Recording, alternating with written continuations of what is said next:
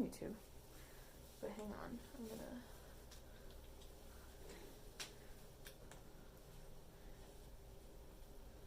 Okay. So when you're ready on there. So Is that pulling, what is that doing up there? it says live video is starting. Okay.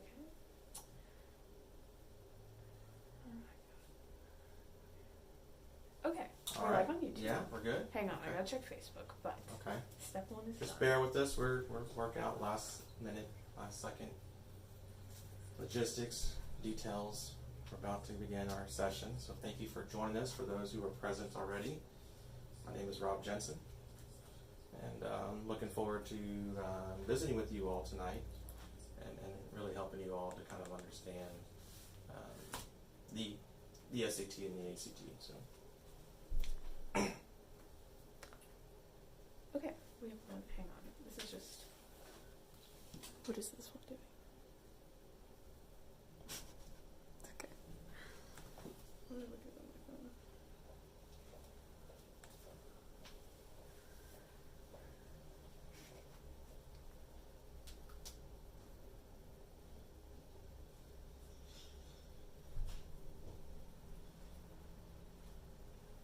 Thank you again for those who are already with us. We're about to get started here in just a couple minutes, so we're kind of sorting out last second details. So thank you for being with us. Looking forward to it.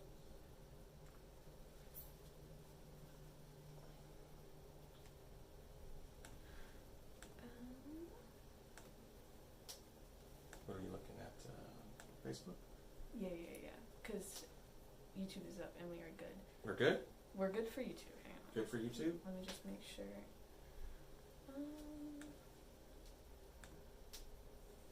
Oh, yeah. We're good? We are Awesome. good on both. Awesome. Go ahead. So, welcome. My name is Rob Jensen. I'm the owner of Avant-Garde College Prep Services. We're coming to you live tonight from our office in College Station, Texas. So, we're excited about this. This is kind of a new series that we're putting out for the spring of 2023. And we're looking to host several of these live sessions. An instance, an opportunity to kind of get to know me, get to know more about like just in general college prep. And quite honestly, like answer the questions that I so frequently see in the various different forums that are just out there. Sometimes it's on message boards, sometimes it's on Facebook, just other areas that I kind of happen to, to wander into. And I'm happy to answer any questions that, specific questions that you may have about your individual instance. So I've got a staff member on hand with me. She's monitoring our live streams on both platforms, YouTube and Facebook. Please comment in there. She's going to kind of present me and give me a heads up on the questions that you're asking and looking to answer those. So there are some things we're going to go through that I've sort of already identified and mapped out. But at any time, please just kind of jump in and ask those questions. Tonight's session, we're talking about decoding the SAT and the ACT. So there's so much of that's kind of floating around right now, especially being, many who are juniors and such and trying to decide as to which direction they may want to go into or something of the sorts. Also, a lot of sophomores who are kind of, beginning to kind of have that on the horizon of what they may want to do. And so I hope tonight's session will give you some insight into what that information is and kind of give you a bit more clarity of how you should proceed forward. It's fine. Oh. Yeah. So we're going to talk about what is a good test score, and what kind of does that mean for you and what you should be targeting in some ways at the initial of your starting test prep. Test optional, that is still very much in existence today in our climate for college admissions. Additionally, it's like how much prep should your student maybe anticipate in some ways for that. Other things you might want to look at is like when should your student take the SATs or the ACTs, and then lastly, kind of looking at in some ways the digital SAT that's on the horizon. So next one. So what is a good test score in a way? Yep. And so what we can see here is we kind of have a bell curve that's being presented to us. That's kind of how most pools, about admission pools, and students are being evaluated is on the bell curve. And what you see here is kind of like what we refer to often the middle 50. That's kind of like at least the area that you want to sort of venture into and find your score. Happen to be within this area. What we see kind of at Texas A&M, these are some of the historical trends that we kind of see within the past, 3, 4, 5 years with those scores. If you were, like, say, below 1150, we would talk about, like, you're in the bottom 25%. So that type of score in that area is not generally going to help your application. It's not going to give you a positive mark towards or anything like that. Not to say it'll hurt you or anything, but it's not going to necessarily help you in that. So here you can kind of see the 1250 is kind of like the average score there at Texas A&M. I often try to coach students to maybe kind of cross that threshold right there in a way. But in between that, you can see the upper score, the 75th percentile is at 1360. So in that way, that if you're scoring above that level, that is suggesting that you are in the top quarter of scores. You're definitely well above the threshold of most applicants, and you're really doing yourself some favors there in that. So at a minimum, you want to find yourself in the middle 50, and then if you can, potentially in the top 25, which is going to help to maybe mask maybe some deficits that are potentially in your application, some gaps that you maybe have within it, or if you're trying to pursue scholarships, that's a really good way to kind of help bolster yourself and separate yourself from other applicants, is to find yourself in that top quarter in that. And this is just some scores that we have here for Texas A&M and UT Austin. That's kind of, we see a lot of inquiries about those two schools. But you could do this for any school in the U.S. You can go and say, I'm looking at University of Florida, and you can type into Google University of Florida middle 50 SAT scores or middle 50 ACT scores or something like that in a way. That's kind of, so, and again, that's just going to kind of reveal what is that range, kind of giving you an idea of what, at a minimum of what your target should possibly be, and then helping you to kind of understand how much work that you should possibly pursue of your own student to kind of help your, to reach those goals. So the next thing is kind of like, when should I pursue test optional in that? Sometimes if you find yourself kind of firmly in that bottom 25%, that may be something that you probably maybe wish to explore as a student. Within that, something that you maybe want to kind of have a conversation about again. And so looking at that is trying to see, can you sort of pull yourself up from that 25% percentile and kind of move into the 50 percentile in a way, the middle 50. Some factors that might be associated with that is, like, one, how much time do you have, right? Do you've got 2-3 months to possibly do that? Do you've got 6 months? Do you've got a year or something to work towards that? The longer time that you have and ready to prepare will definitely achieve or increase your odds for achieving those types of goals. Secondly, within that is, like, how motivated are you really sort of, and committed to get to that in a way. So that in itself, always is a big factor when we're working with someone who's a motivated student, who's kind of willing to grind and put in the work. That certainly increases your odds for success in doing that in a way. So, and I kind of already mentioned, like, how much time do you have to prep. That certainly helps to increase those odds in a way. And then lastly, looking at so ultimately what you're trying to do is you're trying to, like, set your student up for success. If you anticipate challenges, start early, begin investigating, looking to see what resources are around you, right? And kind of understand, well, where is my child at? Like, if they want to go to X school and their PSAT scores are kind of showing something around here in some ways and not necessarily close to where we want to be, well, how can we possibly explore closing that gap in a way? Or if they have, greater ambitions of some type, and again, looking as how possibly you can set them up for success in that.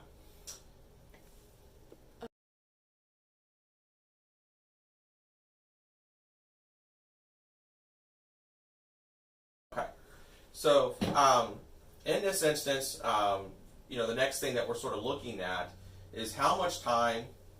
Can we go to the next slide, please? how much time should I commit, right? And that's always a really big question. I think some people, maybe kind of underestimate, what it is to really sort of increase your scores. I know there's some things out there that like these, come to us and, learn within a matter of hours everything you need to know to increase your score and stuff. So the one thing you kind of really got to understand about these tests is that they're built to really be resistant to change, right? And they test the same thing over and over and over again. And so it's kind of like being almost presented with, with some sort of sheet music in some ways.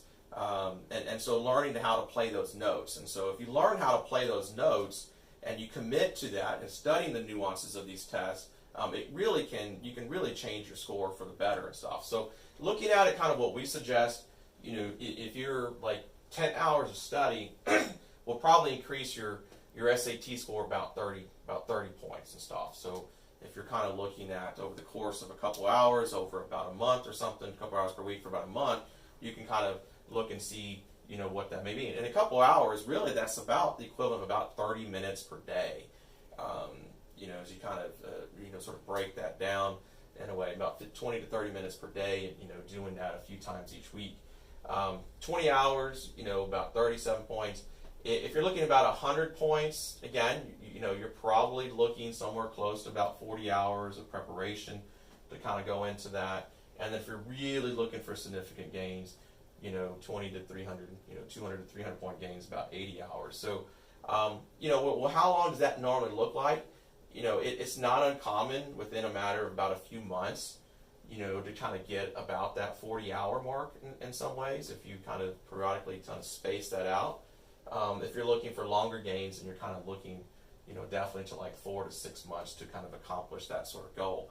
But anyways, that's just to kind of give you an opportunity to kind of have real expectations in a way. So if it's January, right, and you're trying to prepare for the March SAT or something like that, and you have these kind of lofty aspirations of moving your score 200 points, that's probably not an ideal situation. But if it's January and you're trying to accomplish that by May or June, then that could very well be possible with a dedicated plan. So looking at this and creating a test plan is like, first you kind of got to ask yourself, like, when is my child most ready, right? Like, when are they positioned to start these efforts in a way? And that's something I'm always asking students and families to kind of evaluate their schedules, evaluate their commitments of things, try to understand when they're best prepared to dedicate and allocate time, set time aside to actually prepare for these tests in a way. And so that's probably the best thing that you can do is if you got a student who's really busy in the fall semester, then maybe you look towards the summer, or maybe you look towards the spring or something like that. Or if you know that the semesters themselves, the fall and spring both create a lot of just challenges with their schedules, and they, then maybe summertime is when they can kind of carve some time out and then do some maintenance phase preparation during the year. So which test should you prepare for in some ways? One of the things I always kind of recommend to families is look to take the SAT, right? Look to take the ACT. It's always a little bit of work to kind of take one of each. It's not the most I can say the most exciting of things for students to do is to come in and take practice tests in those, and then within that there's a lot of like individual sheets that are out there, tables that are out there saying like, okay, if you make X on the SAT and that should translate to this on the ACT, and if you make this on the ACT that should translate to this on the SAT, and then just kind of get an idea and a feel like, okay, well, which one did I actually kind of perform a little bit better? Was I marginally better in one than the other, or was I like significantly better in one of the two tests? And like, how did it feel for me? Like, taking these tests, a big portion of it is trying to be as comfortable as possible. I know that's for a lot of students, kind of oxymoron in some ways, but you want to try to be like as comfortable as you're taking these tests, and as you see which one you might have more success with in some ways. So you kind of want to do some preliminary work, pick a lane and stick to it.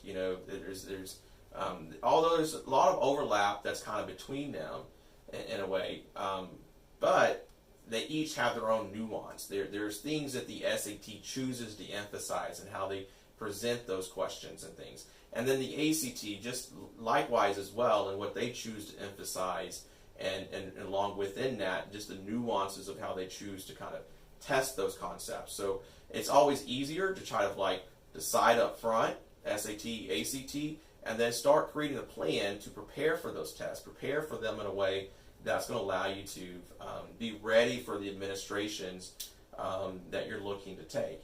And within that, I kind of always suggest that students take the test at least twice. You never know how that first testing arrangement may go for you. You may kind of be maybe even still, after all the preparation efforts, kind of a little unnerving in it in some ways, a little anxious in some degree. And then quite often that second administration, you see students' scores continue to pop up some more. And then if needed, maybe a third time if necessary. So creating a test prep plan, and along within that, is sort of understanding well, what is my timeline? How aggressive should I potentially be?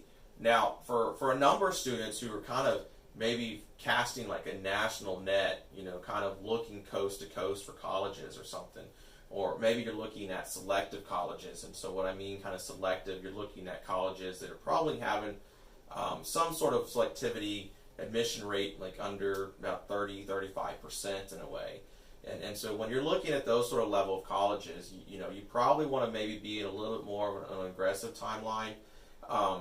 So I kind of traditionally maybe recommend to many of the students they start after their sophomore year. By that, you should have completed, algebra, algebra 2, and so because the algebra 2 is going to get you through the math curriculum for both SAT about 98% of the way there. The ACT, you'll probably be closer to about 90-95%, and there'll still be some work and stuff drawn, that'll be tested on for pre-cal in a way. So, but by completing Algebra 2, it's created a nice solid foundation for you, and one that you can be comfortable with, and one that you can certainly, prepare and do well with your preparation. So you kind of want to maybe after that, after your sophomore year, that summer, get started, get going with your preparation. You might be potentially in consideration for national merit and stuff, and so you kind of want to be prepared for that test in the fall of your junior year. Maybe take the SAT or ACT a few different times within that fall, and then hopefully you kind of wash your hands of it, be done by the winter break for your junior year. And then from that, you can kind of then turn your attention over to the AP test. AP test, you might be saying, well, we're not done yet? No. If you're really looking towards those most selective colleges, those AP scores can help to further separate you from the pack, help to further delineate yourself from those who are just kind of, happen to show up and do well in the SAT, and those who have strong English AP scores, have strong AP physics and calculus scores, or what other things that may come along within your classes and stuff, so that can help to separate you further.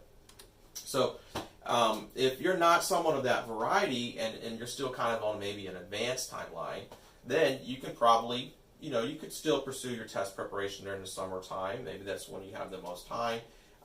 Maybe you kind of revisit it and really pick up and sort of pursue those efforts again, kind of, winter, early spring per se. But you're probably going to be looking to kind of, knock out your scores in that spring semester, right?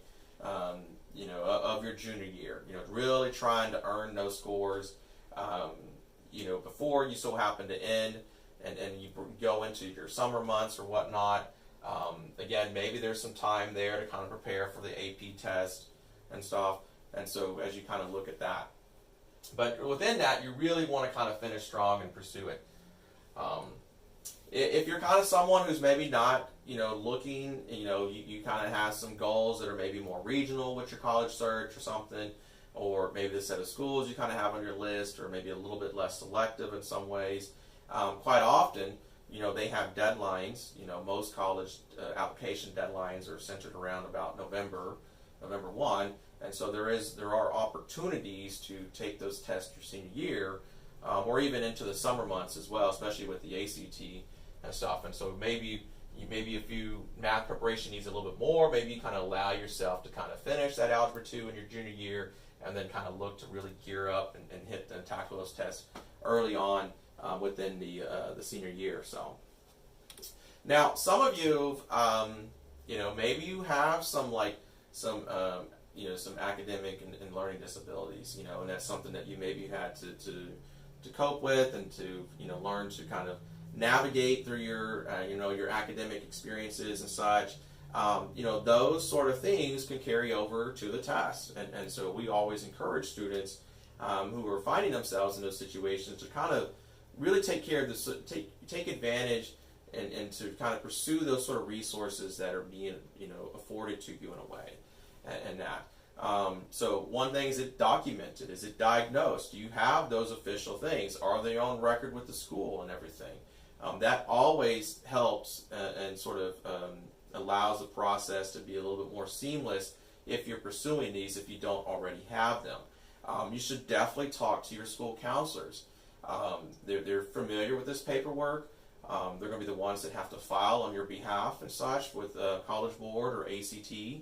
And so definitely look to kind of engage them and have some conversations about the timing of the submission of these documents, what tests that you're looking at, particularly taking, because it does take some time. So as you're trying to pursue these things, if you're trying to take the March SAT, well, you probably want to give your counselor at least a couple months heads up and such, and sort of have this discussion with them and try to see if we can do that. And how will this impact test taking? The schools that are receiving these scores won't know otherwise. It's not like there's an asterisk that comes along with your score or anything like that suggests that. It's not like you're reporting your scores on college applications or anything like that suggests like, oh, I took these and these are my scores and these are the ones with extended time or whatnot.